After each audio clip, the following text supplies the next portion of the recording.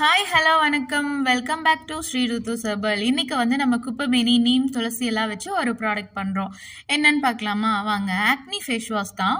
அதாவது ஃபேஸில் ரொம்ப பிம்பிள்ஸ் இருக்குது, ஆக்னிஸ் இருக்குது, பிளாக் மார்க்ஸ் இருக்குது, ஸ்கின் எப்பவுமே டல்லாக ஒரு ஆயிலியாகவே இருக்குன்னு சொல்கிறவங்க இந்த ஃபேஸ் வாஷை யோசிக்காமல் வாங்கி யூஸ் பண்ணி பாருங்கள். அவ்வளோ சூப்பராக இருக்குது.